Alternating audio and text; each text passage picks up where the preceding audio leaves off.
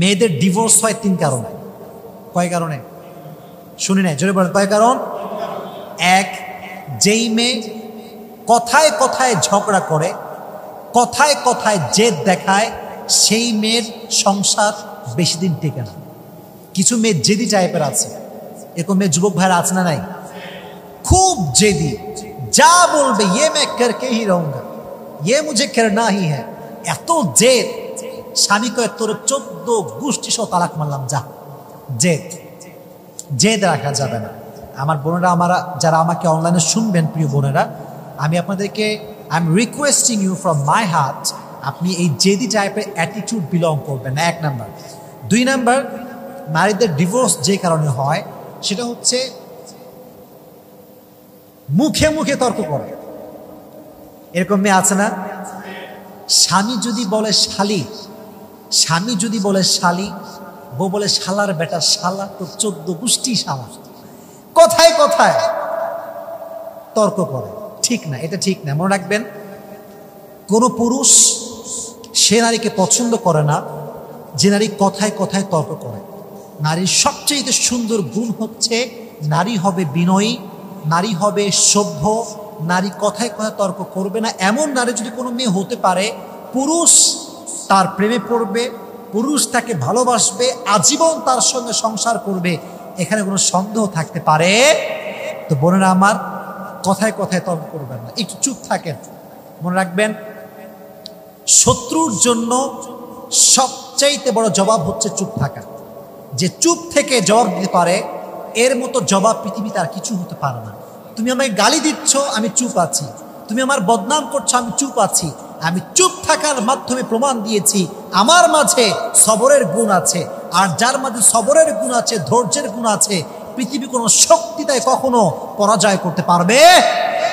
যুবক ভাইয়েরা, চুপ থাকবেন আপনারাও। আর বোনদেরকেও বলবো, দয়া করে মেহেরবানি করে কথায় কথায় তর্ক করবেন। আল্লাহ আমাদের বোনদেরকে বোঝার তৌফিক দান করুন, সকলেই পড়ে আমিন। তাহলে 1 হচ্ছে জেদ, 2 নাম্বার কি? কথায় কথায় তর্ক, 3 নাম্বার হচ্ছে অতিরিক্ত রাগ। এরকম মেয়ে আছে না? অতিরিক্ত রাগ, রাগ করে খায় না, কারোর দিকে তাকায় না, শ্বশুরের সাথে কথা বলে না, বলে এই তুই আমার ভালোবাসিস? স্বামী বেচারা অসহায় মানুষ, কি বলবে? বলে হ্যাঁ ভালোবাসি। যদি আমাকে ভালোবাসিস, আজ থেকে তোর মা থাকবে এক বাড়ি, আমি থাকবো আরেক বাড়ি। কন্ডিশন, শর্ত। বাংলাদেশে অনেক বউরা দেয় না, কথা বলা দেয় কি দেয় না?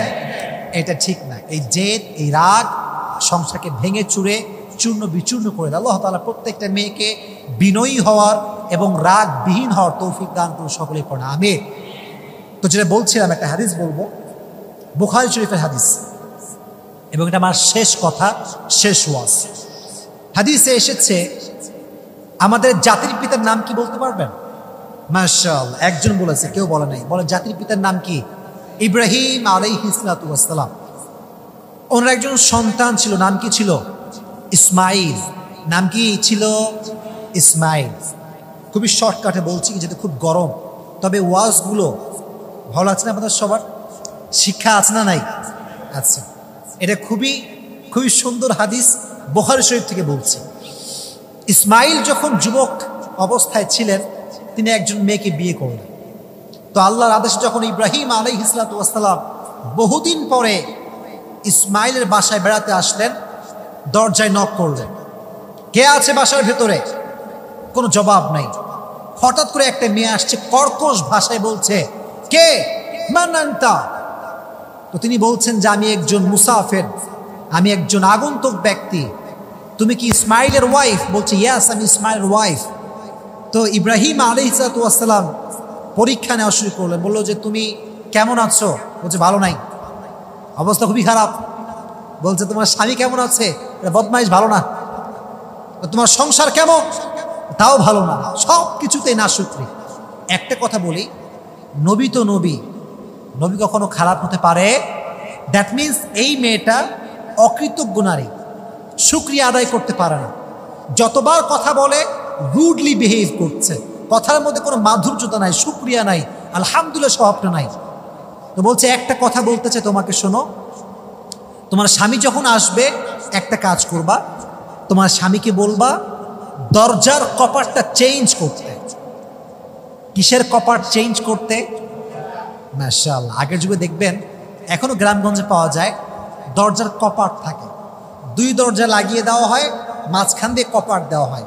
দেখবেন কপাট খুললে অটোমেটিক্যালি দরজাটা খুলে যায়, কপাটের দরজা।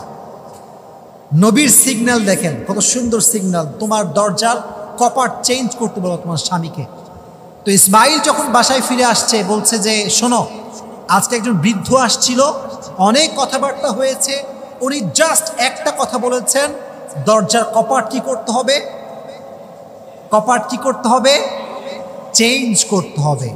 নবীর সিগন্যাল নবী বলছে, কপাল পোড়া, তোর কপাল শেষ, তুই কি করেছিস, তুই কি বলেছিস? বলছে আমি খালি বলেছি আমার কোনো অবস্থায় ভালো নাই, আমার সব খারাপ।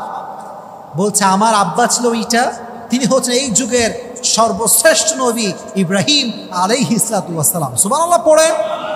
আমার আব্বা আমাকে ইঙ্গিত করেছে আমি তোকে তালাক দিয়ে দেই। কি দিব তোকে আমি? তালাক। তুই তালাক, যা হট, তোকে তালাক। সত্য, এটা সত্য হাদিস, বুখারী শরীফের হাদিস। তালাক দিয়ে দিয়েছে। আফটার লং টাইম আবার ইব্রাহিম আলাইহিস সালাতু ওয়াস সালাম আসছেন কার কাছে বলেন তো? ইসমাইলের কাছে। বউ কিন্তু চেঞ্জ, আগের বউ কিন্তু এখন আর নাই। এবার দরজায় নক করেছে, এবার ভেতর থেকে একটা সুন্দর গলায় আওয়াজ আসছে, কে? কে আপনি? বলছে আমি অমক আগন্তুক ব্যক্তি, মুসাফির ব্যক্তি। বলছে তুমি কেমন আছো মা? বলছে আলহামদুলিল্লাহ আলা কুল্লি হাল। সুবহানাল্লাহ পড়েন। আলহামদুলিল্লাহ আলা কুল্লি হাল, আমি ভালো আছি। তো বাসায় ঢুকাইছে, কথা বলেছে, অবস্থা জিজ্ঞেস করেছে, তোমার স্বামী কেমন? বলছে আলহামদুলিল্লাহ, আমি এমন স্বামী পেয়েছি যে স্বামী সবাই পায় না, আমি বড় ভাগ্যবতী নারী, আল্লাহ আমাকে অনেক সুন্দর স্বামী দিয়েছে। তো যখন তিনি ফিরে যাবেন তখন তিনি বললেন যে তোমার স্বামী যখন বাসায় আসবে, তোমার স্বামীকে বলবা তার দরজার কপাট সে যেন মৃত্যু পর্যন্ত চেঞ্জ না করে। সুবহানাল্লাহ পড়ে। তিনি ফিরে গেলেন। এবার যখন স্বামী আসলো, তিনি বললেন যে দেখো, একজন বৃদ্ধ মানুষ আসছিল, এসে বলে গিয়েছে অনেক কথা, শেষ কথা ছিল এইটা, তুমি যেন তোমার দরজার কপাট কখনো চেঞ্জ না করো। তখন ইসমাইল আলাইহিস সালাতু ওয়াস সালাম বউকে জড়িয়ে ধরলেন, বললেন যে তোমার মতো নারীকে পেয়ে আমি বড় সৌভাগ্যবান। আমার আব্বা যেন আমাকে ইঙ্গিত করে গিয়েছে আমি যেন আমার ওয়াইফের হাত কখনো না ছাড়ি। সুবহানাল্লাহ পড়ে। আমার বোনেরা যারা আছেন, দয়া করে মেহেরবানি করে শ্বশুর শাশুড়ির মন যদি জয় করতে চান, স্বামীর ব্যাপারে বদনাম করা, বলেন বদনাম করা যাবে? যদি খারাপ গুণ থাকে অভিযোগ দিয়ে নয়, ভালোবাসা দিয়ে সংশোধন করতে হবে। মনে রাখবেন, কাউকে যদি আপনি সত্যিই ভালোবাসেন, তাকে আপনি ধমক দিয়ে চেঞ্জ করতে যাবেন না। আপনার ভালোবাসা, আপনার আচার, আপনার আচরণ এমন সুন্দর হবে যেন আপনার ভালোবাসার মানুষ অটোমেটিক্যালি চেঞ্জ হয়ে যায়। রাজি আছেন তো ইনশাআল্লাহ? তাহলে বোঝা গেল যুবক ভাইয়েরা, সংসার করার ক্ষেত্রে নারীকে তার শাশুড়ির পালস বুঝতে হবে, শ্বশুরের পালস বুঝতে হবে। এটা যদি কোনো নারী বুঝতে পারে, সংসার জীবনকে সুখময় করে দিবে। একজন আওয়াজ দিয়ে বলেন তিনি কে? হাদিস থেকে আমরা শিখলাম, সংসার চালাবার ক্ষেত্রে, জীবনকে সুন্দর করার ক্ষেত্রে আব্বার আদেশ, মায়ের আদেশ মানার দরকারটা আছে না নাই? তাই বলে আপনি তো তালাক দিয়ে দিয়েন না। নবী বলতে তালাক দিতে, নবীর ব্যাপারটা ভিন্ন ব্যাপার, আমাদেরটা ভিন্ন। আমরা তালাক দিব 3টা স্টেপে। বলেন কয়টা? 3 মাসে 3 তালাক। দেখেন তালাকের নিয়মটা কত সুন্দর, কথা কি বোঝা যায় যুবক ভাইয়েরা? ফাইদুহুন্না, যদি বউ উল্টাপাল্টা করে আগে ওয়াজ করো যে জান উল্টাপাল্টা করো না প্লিজ, অনেক বদমাইশ হয়ে গেছো তুমি, প্লিজ এগুলো করো না। ফাইদুহুন্না কোরআনের আয়াত। যদি না শোনে, ওয়াহজুরুহুন্না ফিল মাদাজিয়া, বেড চেঞ্জ করো। তুমি এক বেডে শুবা, তোমার বউ আর এক বেডে শুবে। এতে করে কি হবে? যত বেশি দূরত্ব বাড়ে, ভালোবাসা তত বেশি বাড়ে। দূরত্ব ভালোবাসা বাড়ায়। জুর গিব্বান তাজদাদু হুব্বা, দূরত্বে থাকো, বিলম্বে সাক্ষাৎ করো, হৃদয়ের ভালোবাসাকে বাড়ায় দিবে। একজন আওয়াজ দিয়ে বলেন তিনি কে? ওয়াহজুরুহুন্না ফিল মাদাজিয়া। যদি এটাতেও কাজ না হয়, ওয়াজরিবুহুন্না, এটার অর্থ হচ্ছে মারা, প্রহার করা। তবে এটার অর্থ এটা নয় যে আপনি বউকে প্রহার করবেন, এটা অর্থ নয়। অর্থ হচ্ছে শাসন করবেন। কি করবেন? শাসন। এটার ব্যাখ্যা আছে, হাদিসে আসছে। শাসন মানে কয়েকটা অর্থ হতে পারে। আপনারা যখন ঘুমান, একটা জিনিস আমরা জড়িয়ে ঘুমাই, এটার নাম কি বালিশ বলেন তো? কি বালিশ? হাদিসে এসেছে কোল বালিশ দিয়ে পিটাবা। কোল বালিশ, ব্যথা নাই, কোনো ব্যথা নাই, মারবি ঠাস ঠাস করে, কবে ঠিক হবি? কোল বালিশ দিয়ে মারবেন। অর্থাৎ এমন বস্তুতে আঘাত করতে হবে যেন বইয়ের বেশি একটা আঘাত না হয়, কষ্ট যেন না পায়। যদি এত কিছুর পরে আপনি ফেল হয় না, ঠেটা চেঞ্জ হয় না, কি করবেন?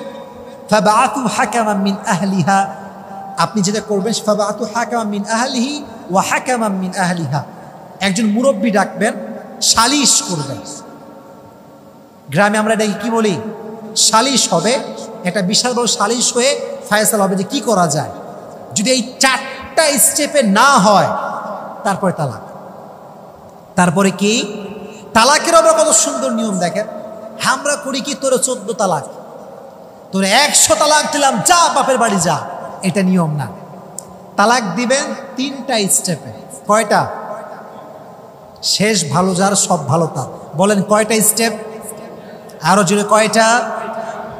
এক, প্রথম মাসে যখন সে পবিত্র, যখন তার পিরিয়ড নাই, যখন তার হায়েজ নাই, 1 তালাক। যদি তালাক দিয়ে দেন 1 মাস চলবে। যদি আপনি চান আপনার বউকে আবার ফেরত নিয়ে আসতে পারবেন। সুবহানাল্লাহ পড়লেন না? ইসলাম কতটা সুন্দর। ঠিক হয় নাই 1 মাস পরে আবার আর 1 তালাক, ঠিক হয় না 2 তালাক দিচ্ছেন, যদি ঠিক হয়ে যায় আবার ফিরে নিয়ে আসতে পারবেন।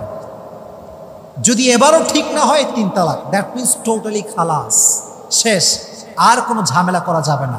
তাহলে বোঝা গেল স্ত্রী তালাক দেওয়ার ক্ষেত্রে আব্বা আম্মার কুপরামর্শ নেবেন না।